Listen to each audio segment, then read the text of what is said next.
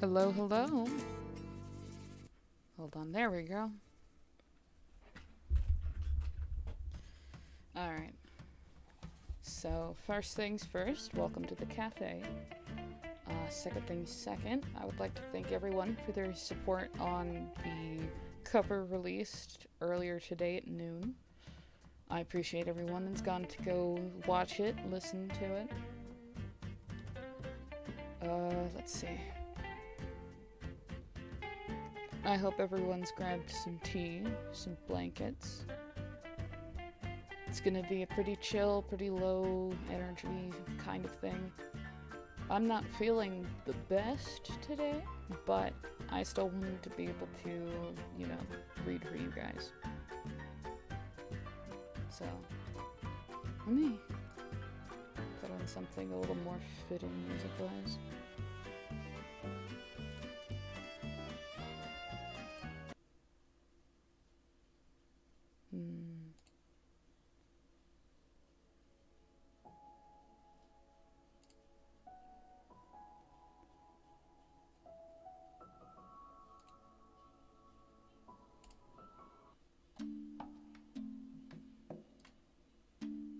I think this fits better.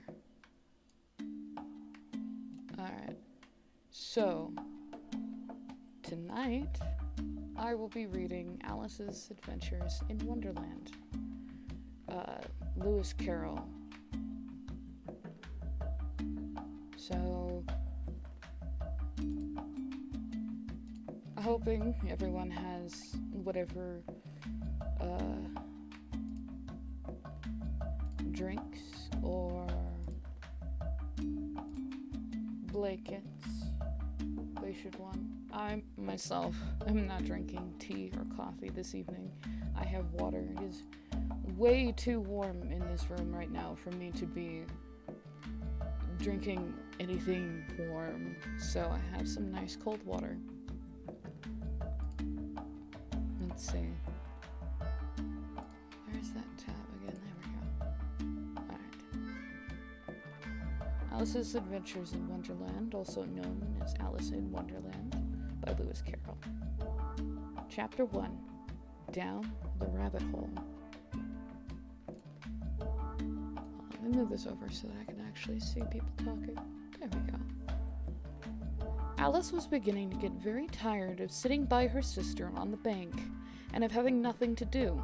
Once or twice she had peeped into the book her sister was reading, but it had no pictures or conversations in it. And what is the use of a book, thought Alice, without pictures or conversations?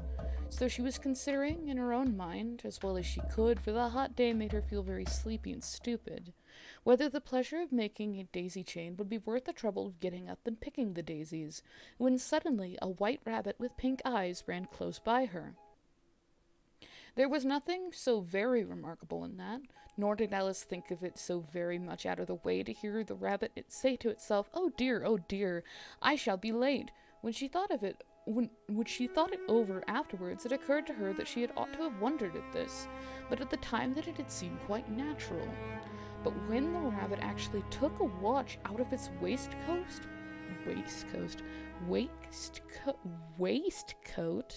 thank you, pocket, and looked at it, and then hurried on, Alice started to her feet, for it flashed across her mind that she had never before seen a rabbit with either a waistcoat pocket or a watch to take out of it, and burning with curiosity, she ran across the field after it, and fortunately, was just in time to see it pop down a large rabbit hole under the hedge. I'm not that good at reading, so I apologize. This will have a lot of moments of me not being able to read properly. Let's see. In another moment, down went Alice after it, never once considering how in the world she was to get out again. The rabbit hole went straight on like a tunnel for some way, then dipped suddenly down, so suddenly that Alice had not a moment to think about stopping herself, before she found herself falling down a very deep well. Either the well was very, very deep, or she fell very slowly, for she had plenty of time, as she went down, to look about her and wonder what was going to happen next. First, she tried to look down and make out what was coming to, but it was too dark to see anything. Then she looked at the sides of the well and noticed that they were filled with cupboards and bookshelves. Thank you for the follow. What was that? Bookshelves. Here and there she saw maps and pictures hung upon pegs. She took down a jar from one of the shelves as she passed. It was labeled Orange Marmalade, but to her great disappointment it was empty. She did not like to drop the jar out of fear of killing somebody underneath, so managed to put it onto one of the cupboards as she fell past it. Well, thought Alice to herself, after such a fall as this, I shall think nothing of tumbling downstairs. How brave they'll think of me at home. Why, I wouldn't say anything about it, even if I fell from the top of the house, which was very likely true. Down, down, down. Would the fall never come to an end? I wonder how many miles I've fallen by this time, she said aloud. I must be getting somewhere near the center of the earth. Let me see. That would be 4,000 miles down, I think. For you see, Alice had learned several things of this sort in her lessons in the schoolroom, and though this was a very good opportunity for showing off her knowledge, as there was no one to listen to her, still it was not a very good opportunity for showing off her knowledge, as there was no one to listen to her. Still, it was good practice in saying it over. Yes, that's about the right distance, but then I wonder what latitude or longitude I've got to. Alice had no idea what latitude was, or longitude either, but thought they were nice grand words to say. Presently she began again. I wonder if I shall fall right through the earth. How funny it'll seem to come out among people that walk with their heads downwards. The antipathies, I think. She was rather glad there was no one listening this time, as it didn't sound at all the right word. But I shall have to ask them what the name of the country is, you know. Please, ma'am, is this New Zealand or Australia? And she had tried to curtsy as she spoke. Fancy curtsying as you're falling through the air. Do you think you could manage it? And what an ignorant little girl she'll think of me for asking. No, it'll never do to ask. Perhaps I shall see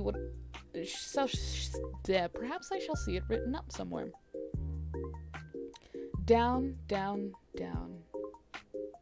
There was nothing else to do, so Alice soon began talking again. Dinah will miss me very much tonight, I should think. Dinah was the cat. I hope they'll remember her saucer of milk at tea time. Dinah, my dear, I wish you were down here with me. There are no mice in the air, I'm afraid, but you might catch a bat, and that's very like a mouse, you know. But do cats eat bats, I wonder? And here Alice began to get rather sleepy, and went on saying to herself in a dreamy sort of way, do cats eat bats? Do cats eat bats? And sometimes, do bats eat cats? For you see, she couldn't answer either question. It didn't much matter which way she put it. She felt she was dozing off, and had just begun to dream that she was walking hand in hand with Dinah, saying to her very earnestly, Now, Dinah, tell me the truth. Did you ever eat a bat? When suddenly, thump, thump, down she came upon a heap of sticks and dry leaves, and the fall was over. Alice was not a bit hurt, and she jumped up to her feet in a moment. She looked up, but it was all dark overhead. Before her was another long passage, and the White Rabbit was still in sight, hurrying down it. There was not a moment to be lost. Away went Alice like the wind, and it was just in time to hear it say, as it turned a corner, Oh, my ears and whiskers, how late it's getting! She was close behind it when she turned the corner, but the rabbit was no longer to be seen. She found herself in a long, low hall, which was lit up by a row of lamps hanging from the roof. There were doors all around the hall, but they were all locked, and when Alice had been all the way down one side and up the other, trying every door, she walked sadly down the middle, wondering how she was ever to get out again. Suddenly, she came upon a three-legged table, all made of solid glass. There was nothing on it except the tiny golden key, and Alice's first thought was that it might have belonged to one of the doors in the hall.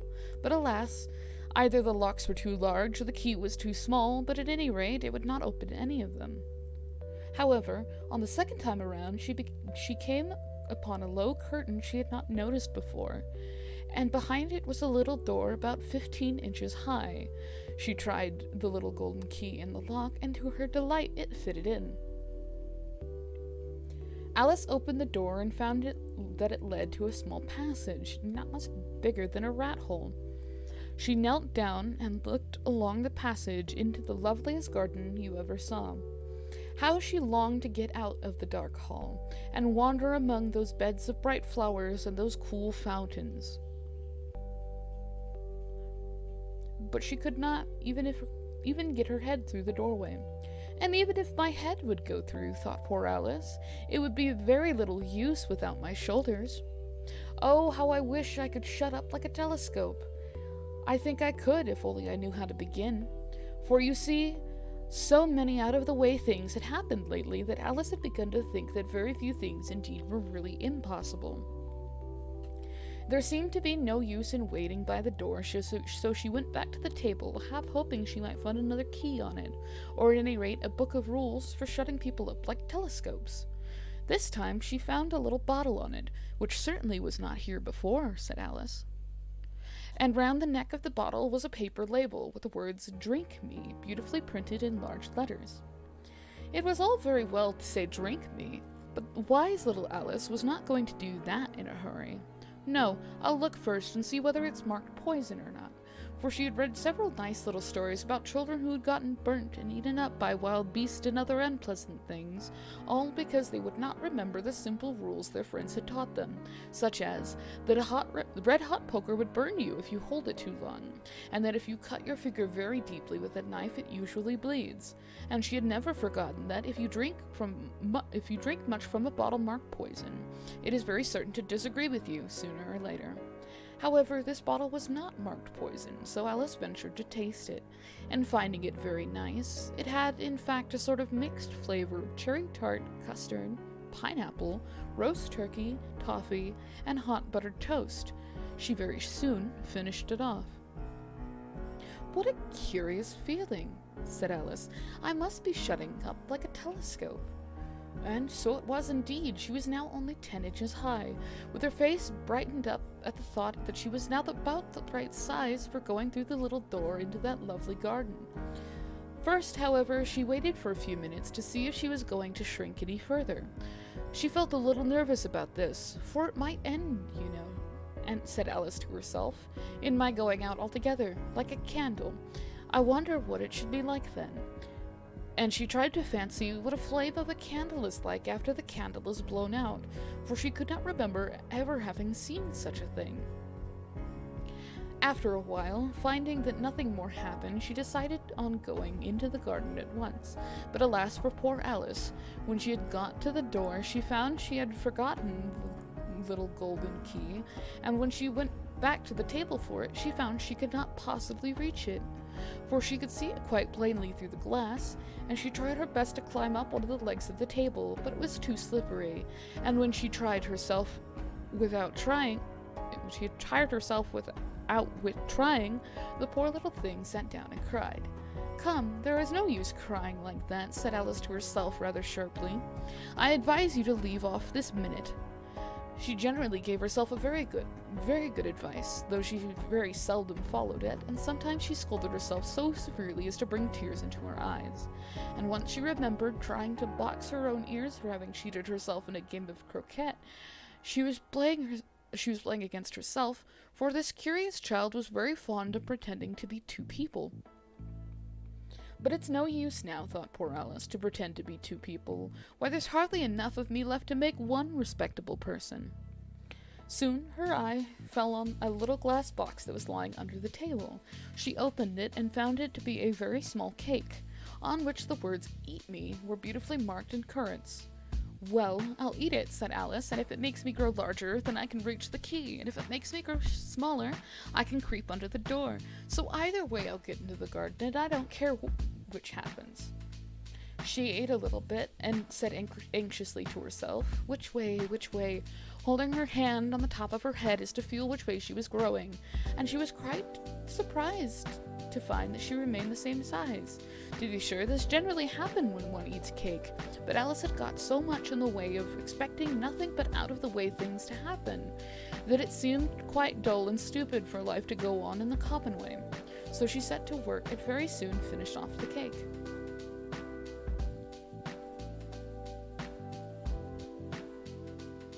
Chapter 2. The Pool of Tears.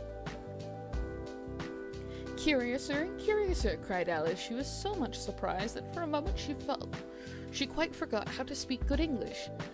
"Now I'm opening out like the largest telescope that ever was. Goodbye, feet." For when she was looking down at her feet, they seemed to be almost out of sight. They were going so far off. "Oh, my poor little feet, I wonder who will put on your shoes and stockings for you now, dears? I'm sure I shan't be able to, and I shall be a great deal too far off to trouble myself about you. You must manage the best way you can. But I must be kind to them," thought Alice, "or perhaps they won't walk the way I want to go. Let me see, I'll give them a new pair of boots every Christmas." Bleh. Words. And she went on planning to herself how she would manage it. They must go by the carrier, she thought, and how funny it'll seem sending presents to one's own feet, and how odd the directions will look. Alice's right foot, I think that says Esquire, hearthrug, near the fender, with Alice's love. Oh dear, oh what nonsense I'm talking. Just then, her head struck against the roof of the hall. In fact, she was now more than 9 feet high, and she at once took upon the golden key and hurried off to the door. Poor Alice, as much as she could do, lying down on one side to look through the garden with one eye, but to get through was more hopeless than ever. She sat down and began to cry again. Excuse me. You ought to be ashamed of yourself, said Alice. A great girl like you, she might well say this, to go on crying in this way. Stop this moment, I tell you. But she went on all the same, shedding gallons of tears till there was a large pool around her, about 4 inches deep and reaching half down the hall. Hold on, let me take a drink. I take a fat sip. Oh, thank you. I'm trying very hard to be able to read this properly, but it's got such weird English from, like, what I normally interact with. So I'm just like, the pacing is weird. But this is Lewis Carroll. This is older writing. Let's see. Yeah, half down the hall. After a time, she heard a little pattering of feet in the distance and hastily dried her eyes to see what was coming. It was the White Rabbit returning, splendidly dressed, with a pair of white kid gloves on one hand and a large fan in the other. He came trotting along in a great hurry, muttering to himself as he came, "Oh, the Duchess, the Duchess! Oh, she won't she be savage if I've kept her waiting?" Alice felt so desperate that she was ready to ask help of anyone, so, when the rabbit came near, she began in a low, timid voice, "If you please, sir." The rabbit started violently, dropping the white kid gloves and the fan, and scurried away into the darkness as hard as he could go. Alice took the fan and gloves, and, as the hall was very hot, she kept fanning herself all the time as she went on talking. "Dear, dear, how queer everything is today, and yesterday things went on just as usual. I wonder if I've been changed in the night. Let me think. Was I the same when I got up this morning? I almost think I can remember feeling a little different. But if I'm not the same, the next question is, who in the world am I? Ah, that's the great puzzle." And she began to think over all the children she knew that were of the same age as herself to see if she could have been changed for any of them. "I'm sure I'm not Ada," she said, "for her hair goes in such long ringlets, and mine doesn't go in ringlets at all, and I'm sure I can't be Mabel, for I know all sorts of things, and she knows such a very little." God, this English is so weird to me. "Besides, she's she, and I'm I, and oh dear, how puzzling it all is. I'll try if I know all the things I used to know. Let me see, 4 times 5 is 12, and 4 times 6 is 13, and 4 times 7 is... Oh dear, I shall never get to 20 at this rate. However, the multiplication table doesn't signify. Let's try geography. London is the capital of Paris, and Paris is the capital of Rome, and Rome... No, that's all wrong. I'm certain I must have been changed for Mabel. I'll try and say, how doth the little... And she crossed her hands in her lap as if she were saying lessons, and began to repeat it, but her voice sounded hoarse and strange, and the words did not come as they used to. "How doth the little crocodile improve his shining tail, and pour the waters of the Nile on every golden scale? How cheerfully he seems to grin, how neatly spread his claws, and welcome little fishies with gently smiling jaws." "I'm sure those are not the right words," said poor Alice, and her eyes filled with tears again as she went on. "I must be Mabel after all, and I shall have to go and live in that poky little house, and have next to no toys to play with, and oh, ever so many lessons to learn. No, I've made up my mind about it. If I am Mabel, I'll stay down here. It'll be no use putting their heads down and saying, 'Come up again, dear.' I shall only look up and say, 'Who am I then? Tell me that first,' and then, if I like being that person, I'll come up. If not, I'll stay down here until I'm somebody else. But oh dear," cried Alice, and with a sudden burst of tears, "I do wish they would put their heads down. I am so very tired of being all alone here." And as she said this, she looked down at her hands and was surprised to see that she had put one of the rabbit's little white kid gloves while she was talking. "How can I have done that?" she thought. "I must have grown small again." She got up and went to the table to measure herself by it, and found that, as nearly as she could guess, she was about 2 feet high, and was going on shrinking rapidly. She soon found that the cause of this was the fan she was holding, and she dropped it hastily just in time to avoid shrinking away altogether. That was a narrow escape, said Alice, a good deal frightened at the sudden change, but very glad to find herself still in existence. And now for the garden. And she ran off with all speed back to the little door, but alas, the little door was shut again, and the little gold key was lying on the glass table as before. And things are worse than ever, thought the poor child, for I never was so small as this before, never, and I declare it is too bad that it is. God, this English is getting to me. Where is that? Ah, that it is. As she said those words, her foot slipped, and in another moment, splash, she was up to her chin in salt water. Her first idea was that she had somehow fallen into the sea. And in that case, I can go back by railway, she said to herself. Alice had been to the seaside once in her life, and had come to the general conclusion that wherever you go on the English coast, you find a number of bathing machines in the sea, some children digging in the sand with wooden spades, then a row of lodging houses, and behind them a railway station. However, she soon made out that she was in a pool of tears which she had wept when she was 9 feet high. I wish I had cried so much, said Alice, as she swam about, trying to find her way out. I shall be punished for it now, I suppose, by being drowned in my own tears. That will be a queer thing, to be sure. However, everything is queer today. I promise I'm not saying that in the way that we use it nowadays. Old writing. This is, what, like 1800s writing? Let's see. Just then she heard something splashing about in the pool a little way off, and she swam nearer to make out what it was. At first she thought it must be a walrus or a hippopotamus, but then she remembered how small she was, and she soon made out that it was only a mouse that had slipped in like herself. Would it be of any use now, thought Alice, to speak to this mouse? Everything is so out of the way down here that I should think very likely it can talk. At any rate, there's no harm in trying. So she began. Oh, Mouse, do you think there's a way out of this pool? I'm very tired of swimming about here, oh, Mouse. Alice had thought this was the right way of speaking to a mouse. She'd never done such a thing before, but remembered having seen in her brother's Latin grammar, a mouse of a mouse to a mouse, oh, mouse. The mouse looked at her rather inquisitively and seemed to her to wink with one of its eyes, but it said nothing. Perhaps it doesn't understand English, thought Alice. I dare say it's a French mouse. Come over here with William the Conqueror. For with all her knowledge of history, Alice had no very clear notion how long ago anything had happened. So she began again.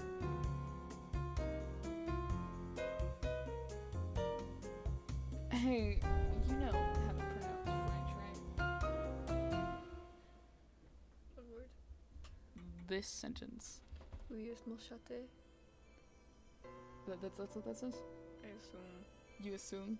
I don't know any French. I don't know how to pronounce the U, but it's like, oh, I lost it. O, I don't know how to pronounce that U, but it's O est mochate or something. Okay. Because I know Thank chat.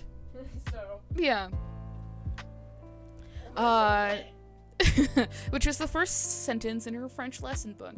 The mouse gave a sudden leap out of the water and seemed to quiver all over with fright. Shut. Sorry, my partner's in the room. Oh, interesting.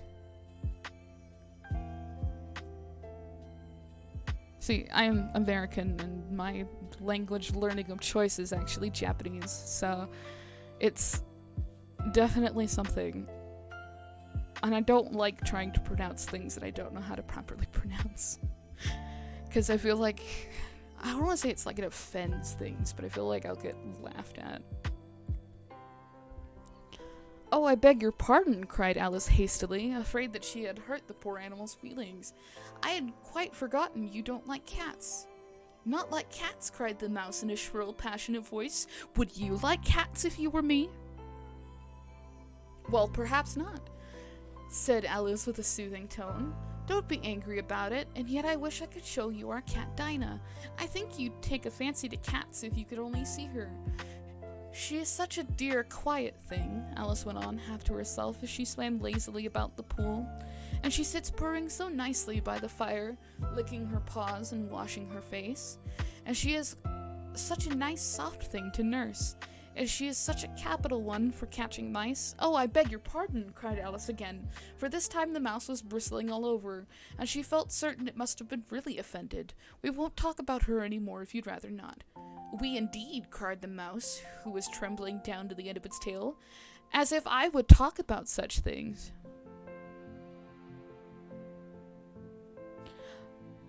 Oh, yeah, there and they are is definitely, the conjugative of they are is definitely something, even being a native English speaker,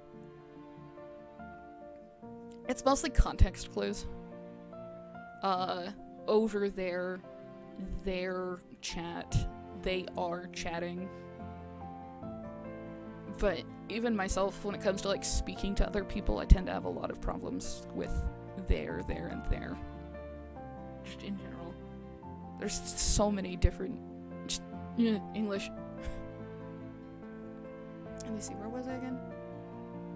Oh yeah. We indeed, cried the mouse, who was trembling down to the end of his tail.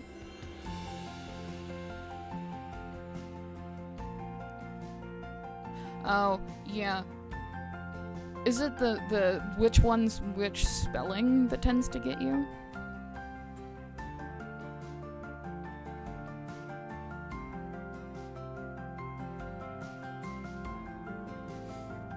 Because really it's just sort of memorization, which is stupid considering that most other languages don't have that. I say most because I know there's some Japanese like words and phrases that are just you have to memorize which one's which. Yeah, that's fair.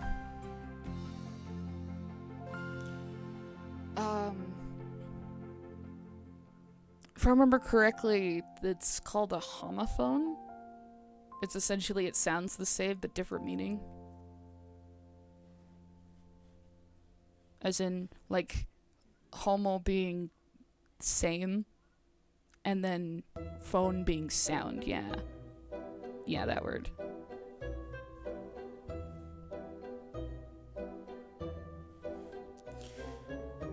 Language is a big interest of mine, just in general. I like learning languages, and I like linguistics in general, so. Did the music stop? Hold on. Let me see if I can fix that.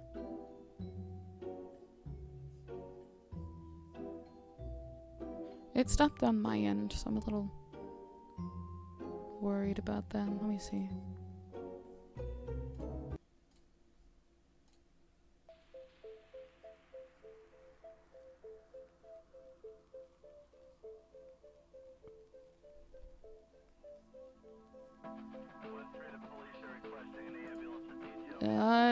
Is the music fine on your side?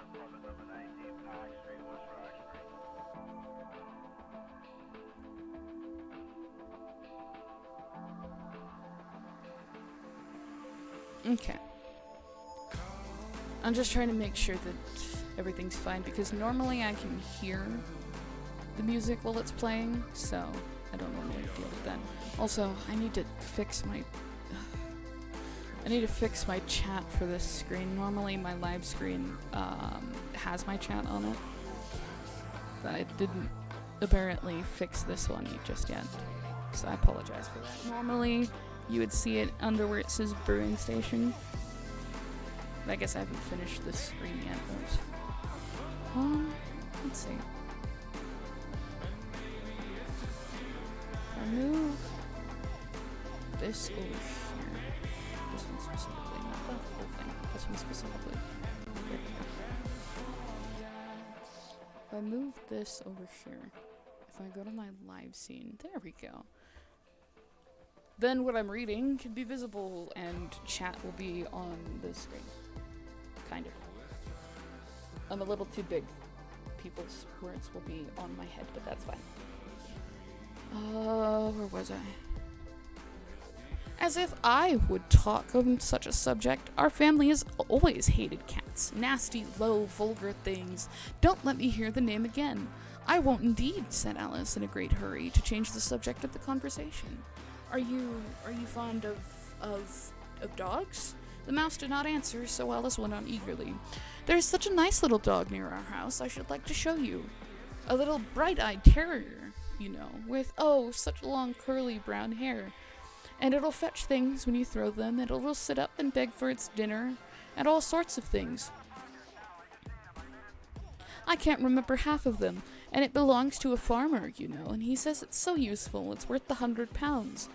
He says it kills all the rats, and oh dear, cried Alice with a sorrowful tone, I'm afraid I'm offended it again, for the mouse was swimming away from her as hard as it could go, and making quite a commotion in the pool as it went. So she called softly after it, Mouse dear, do come back again, and we won't talk about cats or dogs either if you don't like them. When the mouse heard this, it turned around and swam slowly back to her, its face quite pale with passion, Alice thought. And it said in a low, trembling voice, let us get to the shore, and then I will tell you my history, and you will understand why it is I hate cats and dogs. It was high time to go, for the pool was getting quite crowded with the birds and animals that had fallen into it. There was a duck and a dodo and a lory and an eaglet, and several other curious creatures. Alice led the way, and the whole party swam to the shore. Chapter 3. A caucus race and a long tail. They were indeed a queer-looking party that assembled on the bank, the birds with draggled feathers and animals with fur clinging close to them, and all dripping wet, cross, and uncomfortable. The first question, of course, was how to get dry again. They had a consultation about this, and after a few minutes it seemed quite natural to Alice to find herself talking familiarly with them, as if she'd known them all her life. Indeed, she had quite a long argument with the lory, who at last turned sulky, and would only say, I am older than you, and must know better. And this Alice would not allow without knowing how old it was, and as the lory positively refused to tell its age, there was no more to be said. At last the mouse, who seemed to be the person of authority among them, called out, Sit down, all of you, and listen to me. I'll make sure you're dry soon enough. They all sat down at once in a large ring, with the mouse in the middle. Alice kept her eyes anxiously fixed on it, as if she were sure she would catch a bad cold if she did not get dry very soon. Ahem, said the mouse, with a very important air. Are you all ready? This is the driest thing I know. Silence all round, if you please. William the Conqueror, whose cause was favored by the Pope, was soon submitted to by the English, who wanted leaders, who had been of late much accustomed to usurpation and conquest.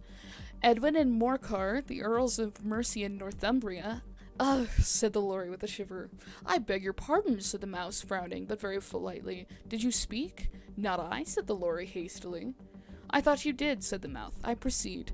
Edwin and Morcar, the Earls of Mercia and Northumbria, declared for him, and even Stigand, the patriotic Archbishop of Canterbury, found it advisable. Found what? Said the duck. Found it, the mouse replied rather crossly. Of course you know what it means. I know what it means well enough when I find a thing, said the duck. It's generally a frog or a worm. The question is, what did the Archbishop find? The mouse did not notice this question, but hurriedly went on. Found it advisable to go with Edgar Atheling to meet William and offer him the crown. William's conduct at first was moderate, but the insolence of his Normans...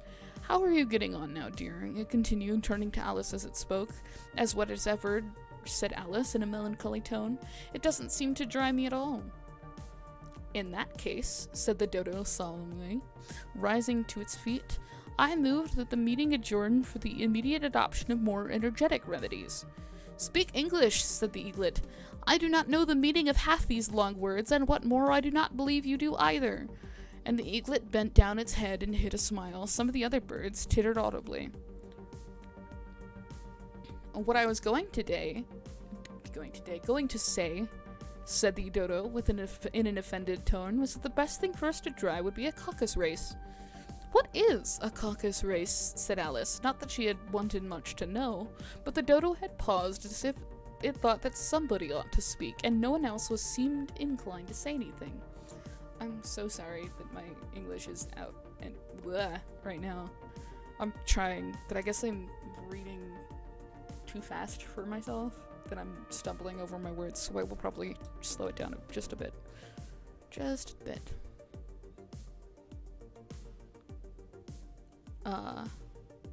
Why, said the dodo. The best way to explain it is to do it. And, as you might like to try the thing yourself some winter day, I will tell you how the dodo managed it.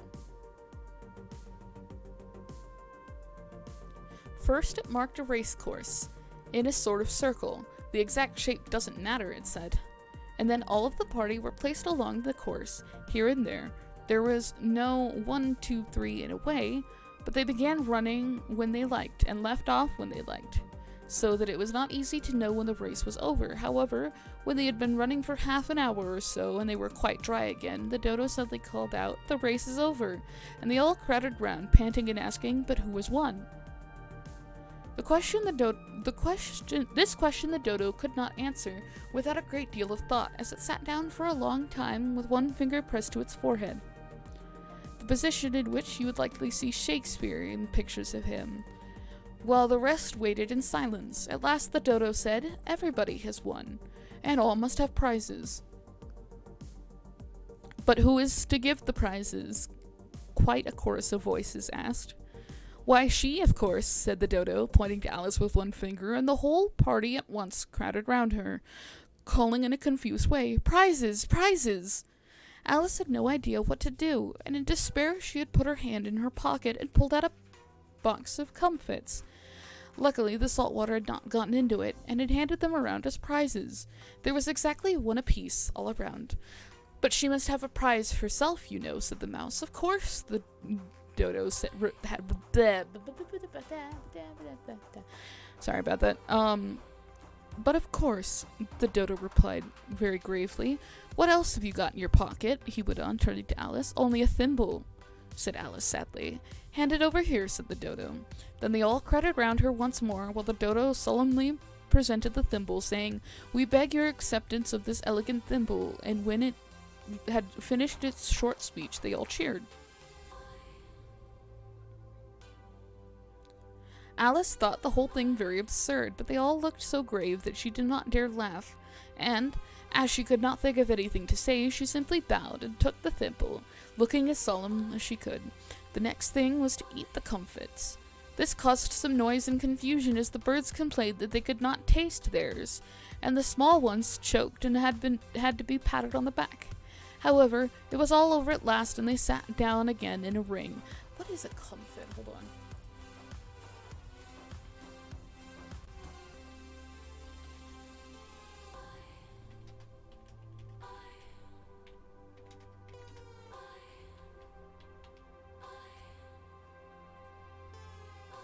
Oh, okay. So it's a seed covered in sugar. Interesting. Like a nut or a seed, like a peanut covered in some sort of sugar. Oh, it must have been the sugar that the birds couldn't taste. Most birds can't taste sugar. Neither can cats, as far as I know.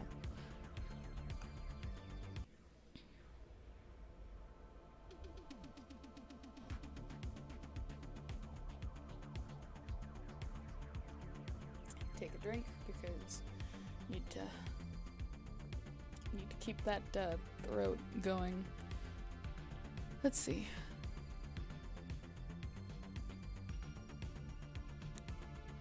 The next thing was to eat the comfits. This caused some noise. Small ones had choked. However, it was over at last, and they sat down again in a ring, and begged the mouse to tell them something more. "You promised to tell me your history, you know," said Alice. "And why is it you hate C and D?" she added in a whisper, half afraid that it would be offended again. I'm trying so hard with this. "Mine is a long and sad tale," said the mouse, turning to Alice and sighing. "It is a long tale, certainly," said Alice, looking down with a wonder at the mouse's tail. "But why do you call it sad?" And she kept puzzling about it while the mouse was speaking, so that her idea of the tale was something like this. "Fury said to a mouse that he had met in the house, 'Let us both go to law. I will persecute you. Come, I'll take no denial, we must have for a trial. For really this morning I've nothing to do, said the mouse to the cur. Such a trial, dear sir, with no jury or judge would be wasting our breath. I'll be judge. I'll be jury, said cunning old furry. I'll try the whole cause and condemn you to death. I like that it's like a rat tail that's actually really good. That's a good pun, actually. Tail and tail. Since they're also homophones. That's Tail and Tale. Like, tail is in like a mouse's tail and tail is in a story. And I think that's really nice. So the story is in the shape of a tail.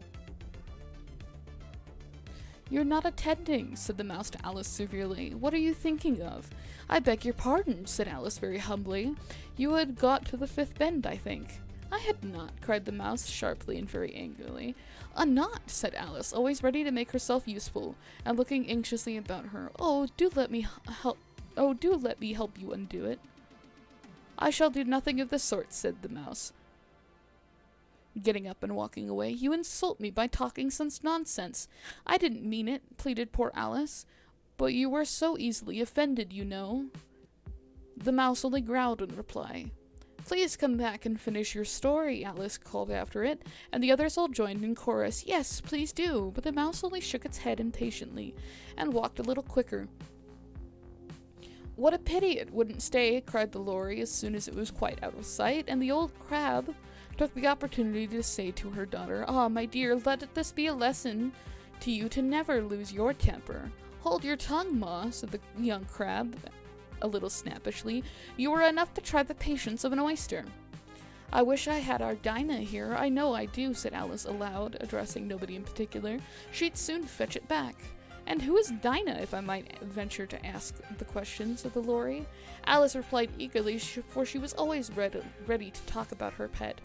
Dinah is our cat, and she has much capital for one catching mice, as you think, and oh, I wish you could see her after the birds. Why, she'll eat a little bird as soon as look at it. The speech caused a remarkable sensation among the party. Some of the birds hurried off at once. One old magpie began wrapping itself up very carefully, remarking, I really must be getting home. The night air doesn't suit my throat. And a canary called out in a trembling voice to its children, Come away, my dears, it is high time you were all in bed. On various pretexts, they all moved off, and Alice was soon left alone. I wish I hadn't mentioned Dinah, she said to herself in a melancholy tone. Nobody seems to like her down here, and I'm sure she's the best cat in the world. Oh, my dear Dinah, I wonder if I shall ever see you any more. And here the poor Alice began to cry again, for she felt very lonely and low-spirited. In a little while, however, she began to hear the pattering of footsteps in the distance, and she looked up eagerly, half hoping that the mouse had changed his mind and was coming back to finish his story. I need a break. Ooh, it's water time.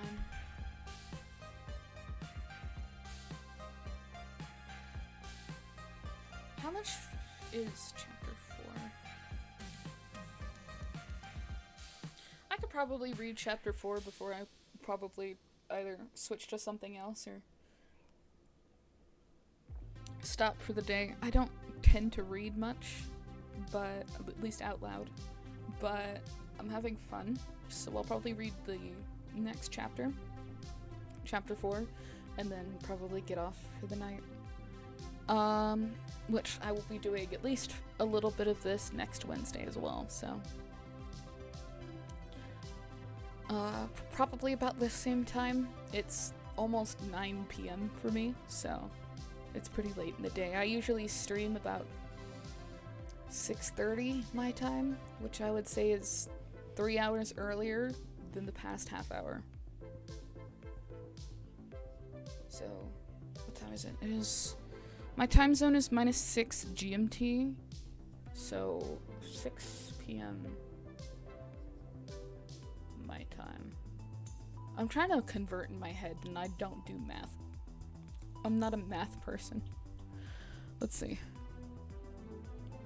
The rabbit sends in a little bill. It was the white rabbit, trotting slowly back again and looking anxiously about as it went, as if it had lost something. Oh, it's 2:46 for you? That's interesting. Yeah, no, I live in the mountain time zone of America. So, most of my time stuff is set for my time. Though I do keep my time modifier for my pardon me, my throat hurts a lot. I keep my time modifier for my time zone on my schedule on my Twitter, and of course Twitch always modifies time stuff itself, so I do have my schedule stuff up for, I think, at least my normal schedule, which is my 6:30 streams. I don't remember if I have the later streams on there yet or not.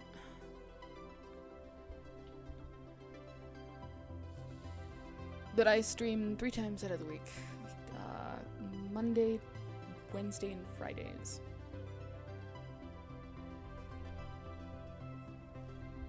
Let me see. Try to make sure my throat doesn't kill itself right now. I take my headphones off since I'm not listening to anything.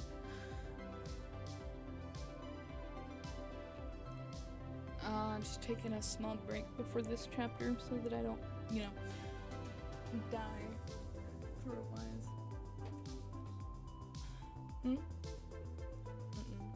I'm just kind of sitting here talking, muttering to myself. Would you like me to mute myself real quick?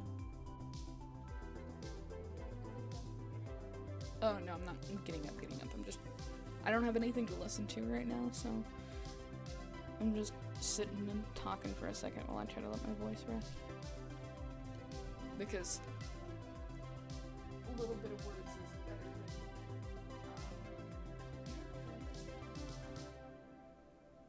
but yeah.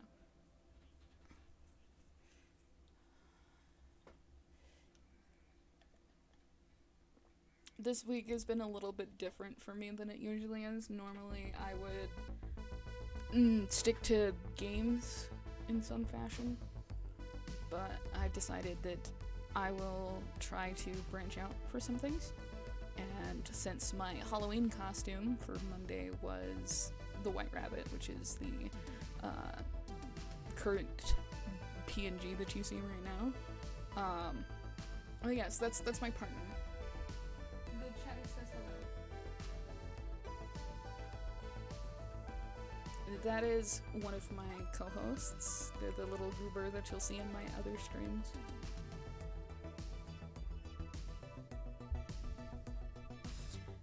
Whereas I am a cafe barista, Carney is a vampire.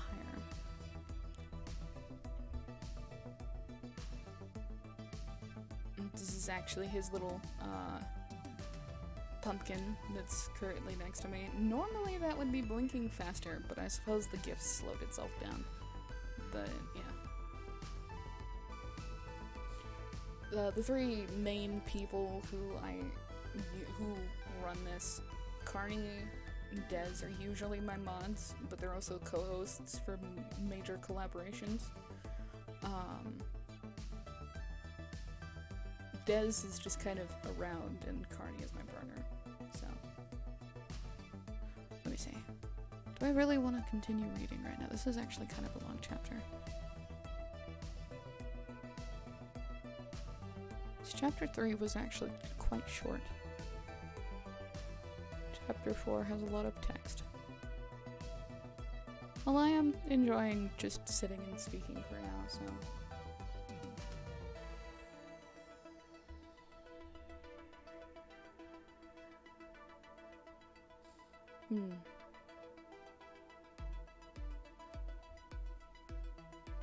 But I do plan on at least reading a little bit every Wednesday, having some nice wind down time, and then playing maybe a game like Spirit Fair or something. It's a really nice game. I really like it a lot. Its art style's really nice too. Don't mind my caps lock being on.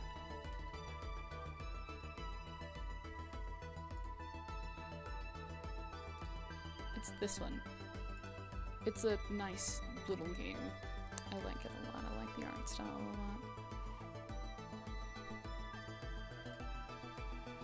I like fishing in this game a lot, actually. I've got a couple of other games I could probably do as well. Like the biggest one would probably be perhaps doing like Stardew Valley or something. It depends. Let's see. Oop. I did not mean to do that. Don't mind that. Since I'm talking, I'll just come back here for now. Let's see.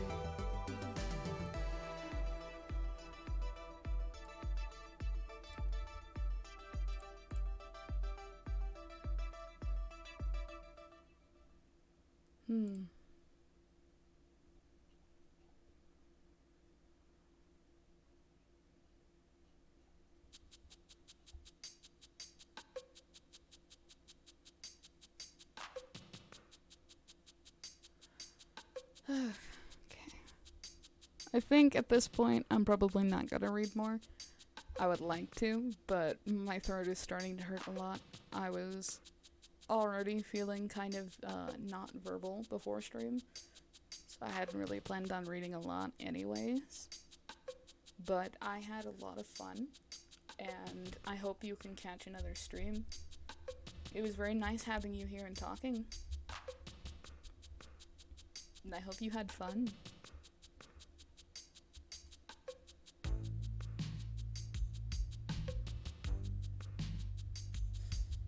As for anyone else, I appreciate everyone that's been here. Well, thank you. As for everyone else, I appreciate all the support. If you would like, I did release a cover of a song earlier today on my YouTube. It's not the best quality, considering I recorded and edited everything myself aside from the instrumental, but it is Just a Man from Epic the Troy Saga, the song that was really popular on like TikTok and YouTube for a bit for animation memes and stuff like that. But that is up on my YouTube now. The premiere was earlier at about noon my time. I would appreciate people going and watching that, even if it's not the best quality. I, however, am going to go rest my voice, probably play some more, okay. Oh, I hope you rest well. I'm sure it's late for you. I will probably be laying down here soon, but I'll be around. My next stream will be about 6:30 my time. I kind of figured it was AM for you. Let's see. My next stream will be 6:30 on Friday my time, which will be, that is, it's -6, so that'll be few after like 11 to noon for you, I suppose, somewhere around there. I will be streaming with Carney and working on a game on my RPG Maker. I will be working on my lore game. Also, before we go, since this is the only form you've seen me in, let me show you what I normally look like. This will be what you'll see most of the time from me. Now that Halloween is over and it's the 1st of December, I might as well. Well, still the 1st for me, I should say. The beginning of November. But yes. If you are awake, if not, there will be a VOD available for at least a week, and I will try to get my VODs posted on my YouTube, so you don't need to worry about anything. If you'd like to, feel free. I have a link down below this current live. My card should have all of my socials on it, including my Twitter and my YouTube. If you missed If you missed a stream and you want to see it, I will try to make sure that I maintain putting everything up on YouTube so that you can watch it. And that goes for anyone else.